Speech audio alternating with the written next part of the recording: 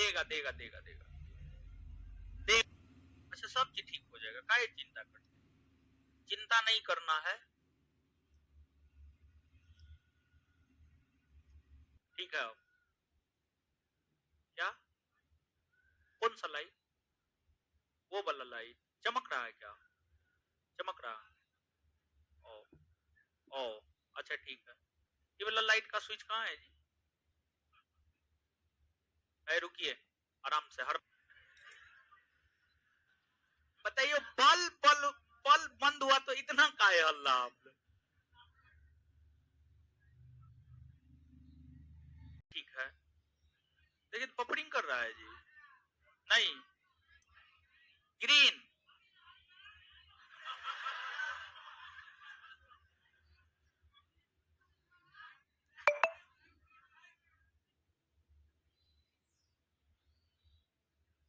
अब ठीक है, अब ठीक है ना? चलिए अब गौर कीजिएगा, देखिए आपको जो यह बैच है आगामी 68वीं बीपीएससी, आगामी बिहार दरोगा, इन सभी परीक्षाओं को ध्यान में रखते हुए यह बैच प्रारंभ किया गया है।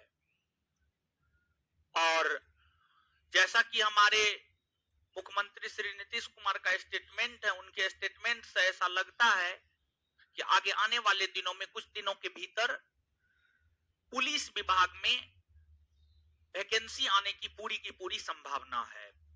हम आपको इस बैच में 2 सब्जेक्ट की शुरुआत किए हैं, एक इंडियन पॉलिटी तथा दूसरा बायोलॉजी। अभी आपको डेमो चल रहा है, लेकिन जो है आपको आज डेमो का तीसरा क्लास है। 1 सप्ताह हम आपको डेमो देते हैं, यानी कल और परसों 2 दिन और आपको डेमो रहेगा। और उसके बाद फिर जो भी लोग एडमिशन लेंगे सिर्फ वही लोग क्लास कर पाएंगे। ऑनलाइन डेमो कुछ दिन तक और देंगे, लेकिन ऑफलाइन आप सभी लोग देख रहे हैं कितना ज्यादा भीड़ है, और आप ही लोगों का ये कहना है डेमो बंद कीजिए। तो मेरा बस चले तो हम तो हमेशा डेमो दे करके सब चीज बढ़ा दे, समझ गए? लेकिन मेरा भी बस नहीं ना चलता है, अभी उतना औकात नहीं है कि बस चला दे अपना, समझ गए? अभी स्कूटी चलाते हैं। चलिए तो आते हैं, समझते हैं, पढ़ते हैं। जो हम लोगों का मूल काम है पढ़ना और पढ़ाना, उस काम को हम लोग ईमानदारी पूर्वक करेंगे और इस तरीका से आपको पढ़ाया जाएगा। अगर आप पढ़ेंगे सप्ताह भर, यानी 5 क्लास अगर आप कर लेंगे तो 5 क्लास में आपको अनुमान लग जाएगा कि आप किस स्थिति में हैं, आपको पढ़ाई कैसा लग रहा है, नहीं लग रहा है। कम से कम 2 क्लास मेरा, 2 क्लास बिट्टू सर का कर लीजिएगा तो इतना में तो समझ में आ जाना चाहिए। तो इतना हमको लगता है डेमो सफिशिएंट है। ऐसे भी जो लोग यहाँ आए होंगे, आप ऐसे नहीं आए होंगे, आपको कोई ना कोई निश्चित तौर पे भेजा होगा। तो अगर कोई भेजा है तो वो गलत स्थान पे आपको नहीं भेजेगा, लेकिन फिर भी 1 सप्ताह डेमो देते हैं, देख करके आप खुद संतुष्ट हो जाइए। तो 2 क्लास और कष्ट करना पड़ेगा जो भी लोग क्लास कर रहे हैं, और 2 क्लास के बाद जो है आपको कष्ट नहीं होने देंगे, ऐसा प्रयास मेरा रहेगा। अब आगे क्या होगा ये तो इतिहास के गर्त में है, बताया नहीं जा सकता है। इंडियन पॉलिटी मुख्य तौर पर इस सब्जेक्ट में हमको भारत के संविधान के विषय में पढ़ना होता है। भारत के संविधान के विषय में पढ़ना होता है। तो जो भारत का संविधान है वह भी एक प्रकार का ग्रंथ है, एक प्रकार का किताब है, समझिए, एक प्रकार का किताब है। तो भारत का संविधान जो एक प्रकार का किताब है, क्या कोई ऑथेंटिक बुक है, अच्छे राइटर का बुक आप लोगों के पास है? कोई क्या है? नहीं होगा। एम लक्ष्मीकांत है किसी के पास? है? अभी है? और देखिए ध्यान दीजिएगा, इंडियन पॉलिटी में अगर आपको कोई बुक करना है, एम लक्ष्मीकांत कीजिए, उसी बुक को जितना बार करना है उतना बार कीजिए, उसके अलावा कोई दूसरा बुक आप नहीं खरीदिए, समझिएगा। उससे बेहतर मार्केट में भारतीय राज्य व्यवस्था का ना कोई बुक है ना कोई बुक होगा, समझिएगा। अभी लगभग 2-4-5 वर्ष तक तो नहीं ही होगा, समझ गए? तो ये चीज है। तो जब आप कोई भी अच्छे बुक को पढ़ेंगे ना, तो बुक को जब आप खोलेंगे तो सबसे पहले आपको प्रस्तावना मिलेगा। बुक में क्या मिलेगा? प्रस्तावना। प्रस्तावना के बाद आपको बुक में जो चैप्टर है, बुक का चैप्टर विषय सूची मिलेगा, विषय सूची मिलेगा, और विषय सूची के बाद चैप्टर की शुरुआत होती है। विषय सूची के बाद जो है चैप्टर की शुरुआत होती है। तो सबसे पहले प्रस्तावना है, प्रस्तावना के बाद विषय सूची है, विषय सूची के बाद चैप्टर 1 है, चैप्टर 2 है, चैप्टर 3 है, चैप्टर 4 है, चैप्टर 5 है। उसी प्रकार से जब आप भारत के संविधान, कॉन्स्टिट्यूशन ऑफ इंडिया, भारत के संविधान को लेते हैं, तो उसमें जब आप खोलेंगे, पहला पेज पलटेंगे, तो उसमें सबसे पहले आपको प्रस्तावना मिलेगा। सबसे पहले क्या मिलेगा? प्रस्तावना, प्रस्तावना मिलेगा। प्रस्तावना के बाद आपको विषय सूची मिलेगा। विषय सूची के बाद आपको क्या मिलेगा?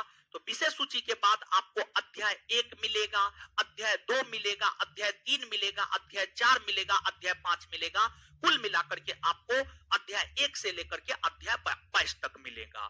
तो जो भारत के संविधान में प्रस्तावना से लेकर अध्याय 22 तक है, इन्हीं चीजों को इस विषय में हमें पढ़ना है, इन्हीं चीजों को इस विषय में हमें पढ़ना है। तो हर बैच में पॉलिटी की शुरुआत भारतीय संविधान की ऐतिहासिक पृष्ठभूमि नामक चैप्टर से करते हैं, लेकिन इस बैच में हम इस सब्जेक्ट की शुरुआत प्रस्तावना नामक चैप्टर से करने जा रहे हैं। तो आपको ये नहीं सोचना है कि भारतीय संविधान की पृष्ठभूमि हम आपको नहीं पढ़ाएंगे, संविधान सभा हम आपको नहीं पढ़ाएंगे। हम आपको हर चीज पढ़ाएंगे, लेकिन शुरुआत की अगर हम बात करें तो जो शुरुआत है हम प्रस्तावना से करेंगे। इस बैच में पॉलिटी पढ़ाने का अलग तरीका हम अपना रहे हैं, इस बैच में पॉलिटी पढ़ाने का अलग तरीका अपनाएंगे, और काफी भास्ट में हम आपको जाएंगे, काफी भास्ट। जहां तक कंपटीशन आज तक पहुंचा है, वहां तक तो पहले भी हम जाते थे, लेकिन कंपटीशन से भी 2 स्टेप आगे बढ़कर जाने का हम लोग प्रयास करेंगे। समझ गए? तो ये चीज है। तो पहले प्रस्तावना पढ़ लेते, प्रस्तावना के बाद विषय सूची। जब विषय सूची हम बताएंगे तो वहां पर हम आपको सिलेबस बताएंगे। तो अभी तक देखिए हम आपको सिलेबस नहीं बताए हैं। और पढ़ाने का जो पहला क्राइटेरिया होना चाहिए, आपको ये पता होना चाहिए कि आपको पढ़ना क्या क्या है, पढ़ना क्या क्या है, इसके लिए आपको सिलेबस को जानना होगा। पढ़ना क्या क्या है, इसके लिए आपको सिलेबस को जानना होगा। क्या अभी तक हम आपको सिलेबस बताए हैं?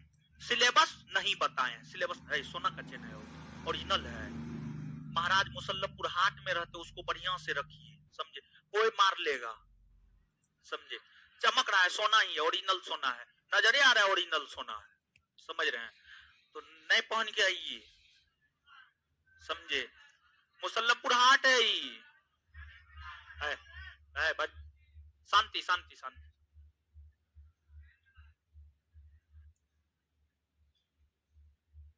तो अब ध्यान दीजिएगा, अब आइएगा, अब समझिएगा। तो पहले प्रस्तावना देख लेते हैं, फिर सिलेबस को देखेंगे, और फिर जो है आगे हम लोग पढ़ेंगे।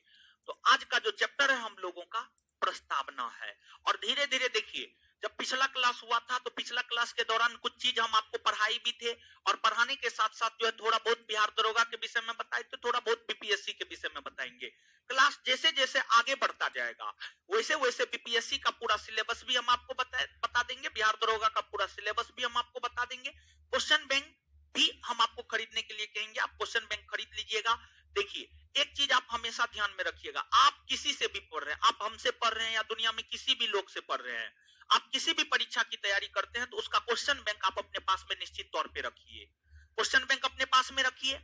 और अगर मान लीजिए आप हमसे इंडियन पॉलिटी पढ़ रहे हैं, आप बीपीएससी की तैयारी कर रहे हैं, तो बीपीएससी का क्वेश्चन बैंक लाइए, और पॉलिटी में देखिए कि जो मास्टर पढ़ाया है वो सब क्वेश्चन की पूछा हुआ है या नहीं है, क्या हमको मास्टर उस लेवल का पढ़ा रहा है या नहीं पढ़ा रहा है। अगर मान लीजिए हम ईमानदारी पूर्वक आपको पढ़ा रहे होंगे तो आप हमसे लगातार पढ़ाई कंटिन्यू रखिएगा। लेकिन अगर मान लीजिए आपको लगेगा कि नहीं, मास्टर ठग रहा है, हवाबाजी कर रहा है, कॉपी में कुछ देता नहीं है, सिर्फ बतियाता है, समझिएगा, अगर ऐसा अनुभव होगा तो आप हमको भी छोड़ दीजिएगा। ऐसा हम नहीं कहेंगे कि आप हमको पकड़े रहिएगा, एकदम नहीं। देखिए, आप इस चीज को हमेशा ध्यान में रखिएगा कि आपके लिए सबसे ज्यादा महत्वपूर्ण अगर कोई चीज है तो वो आपका टाइम है। उससे ज्यादा महत्वपूर्ण आपके लिए कुछ भी नहीं है। पैसा चला गया आप कमा सकते हैं, लेकिन समय को अगर हम देखें, समय अगर आपका चला जाएगा तो आप उसको दोबारा रिटर्न नहीं कर सकते हैं। आज अगर 8 मार्च 2022 है तो फिर आपके जीवन में कभी 8 मार्च 2022 नहीं आएगा। आप कुछ भी कर लीजिए, नहीं आएगा। लेकिन अगर मान लीजिए कि आप पैसा दे करके मान लीजिए कि हमारे पास पढ़ रहे हैं, आप मान लीजिए 4000 रुपया दिए, 4000 रुपया आप कमा सकते हैं, कोई दिक्कत नहीं है, समझ गए, लेकिन समय आप नहीं कमा सकते हैं। तो इस चीज को आप हमेशा ध्यान में रखिएगा। और तैयारी की रणनीति हम आपको बता रहे हैं। आपकी तैयारी की पहली रणनीति ये होना चाहिए कि आप जिस भी परीक्षा की तैयारी करते हो उसका सिलेबस आपके होठ पे होना चाहिए, उसका क्वेश्चन बैंक आपके रूम में होना चाहिए, क्वेश्चन बैंक आपके रूम में होना चाहिए। बीपीएससी की तैयारी कर रहे हैं, बीपीएससी का क्वेश्चन बैंक, यूपीएससी की तैयारी कर रहे हैं, यूपीएससी का क्वेश्चन बैंक, रेलवे की तैयारी कर रहे हैं, रेलवे का क्वेश्चन बैंक, एसएससी की तैयारी कर रहे हैं, एसएससी का क्वेश्चन बैंक। जिस भी परीक्षा की आप तैयारी कर रहे हैं उसका क्वेश्चन बैंक आपके रूम में होना अति आवश्यक है। अगर आपके रूम में उस परीक्षा का क्वेश्चन बैंक नहीं है, मतलब आप तैयारी नहीं कर रहे हैं, आप फांकीबाजी कर रहे हैं, आप सिर्फ ख्याली दुनिया में जी रहे हैं कि हम ये बनने जा रहे हैं। आप कभी नहीं बन सकते हैं अगर आप इन शर्तों पे खरा नहीं उतरते हैं तो। अब आते हैं हम लोग सीधे तौर पर अपने चैप्टर की शुरुआत करते हैं। जो हमारा चैप्टर है वह है आपको प्रस्तावना। प्रस्तावना प्रस्तावना का इंग्लिश होता है प्रियम्बल।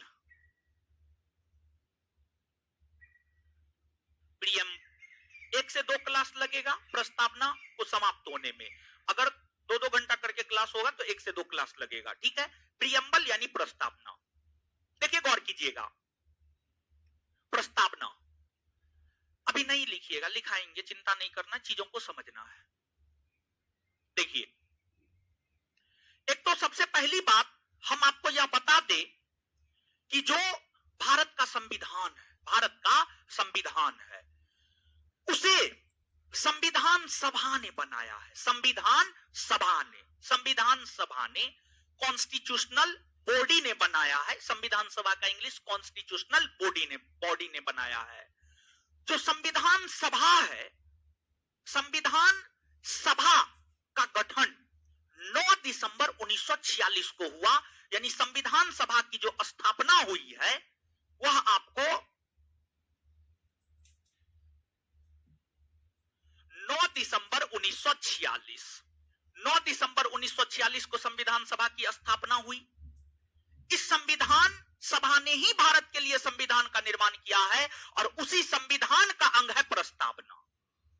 संविधान सभा की स्थापना से लेकर 24 जनवरी 1950 तक, अर्थात 9 दिसंबर 1946 से लेकर 24 जनवरी 1950 तक, 24 जनवरी 1950 तक संविधान सभा की कुल 12 बैठकें हुई। संविधान सभा की कुल 12 बैठकें हुई। संविधान सभा की कुल 12 बैठकें हुई। संविधान सभा की जो कुल 12 बैठकें हुई है उसमें संविधान सभा की प्रथम बैठक जो चली है, संविधान सभा की प्रथम बैठक 9 दिसंबर 1946 से 23 दिसंबर 1946 तक चला। 23 दिसंबर 1946 तक चला। तो संविधान सभा की प्रथम बैठक 9 दिसंबर 1946 से 23 दिसंबर 1946 तक चला। इस प्रथम बैठक के दौरान ही संविधान सभा के समक्ष, इस प्रथम बैठक के दौरान ही संविधान सभा के समक्ष पंडित जवाहरलाल नेहरू ने उद्देश्य प्रस्ताव रखा। कौन सा प्रस्ताव? उद्देश्य प्रस्ताव। तो प्रथम बैठक के दौरान ही पंडित जवाहरलाल नेहरू ने संविधान सभा के समक्ष उद्देश्य प्रस्ताव रखा। उद्देश्य प्रस्ताव रखा। अब इस उद्देश्य प्रस्ताव पर संविधान सभा विचार विमर्श किया और जब संविधान सभा की द्वितीय बैठक की शुरुआत हुई, जो संविधान सभा की द्वितीय बैठक है, संविधान सभा की द्वितीय बैठक 20 जनवरी 1947 से 25 जनवरी 1947, 25 जनवरी 1947। तो जो संविधान सभा की द्वितीय बैठक है वह 20 जनवरी 1947 से 25 जनवरी 1947 के बीच आयोजित हुआ।